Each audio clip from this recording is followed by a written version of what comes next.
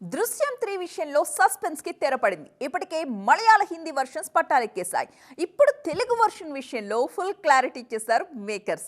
ఇంతకీ వెంకీ దృశ్యం వరల్డ్ లోకి మళ్ళీ ఎప్పుడు ఎంట్రీ ఇస్తారు?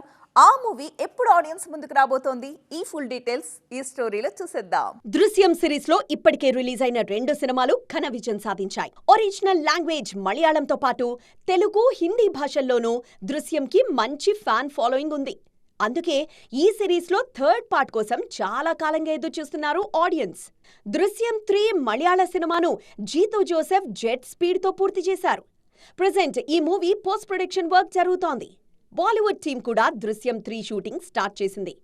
మలయాళ వర్షన్ ఏప్రిల్లో, హిందీ వర్షన్ అక్టోబర్లో రిలీజ్ కు రెడీ అవుతున్నట్లుగా అఫీషియల్ గా కన్ఫర్మ్ చేశారు.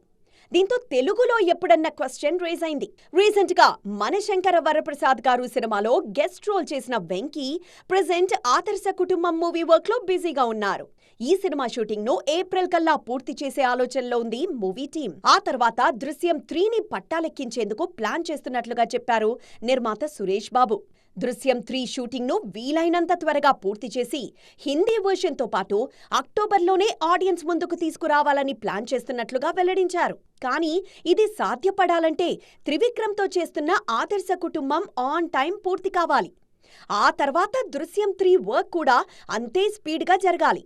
మరి ఈ ప్లానింగ్ ఎంతవరకు వర్కౌట్ అవుతుందో చూడాలి.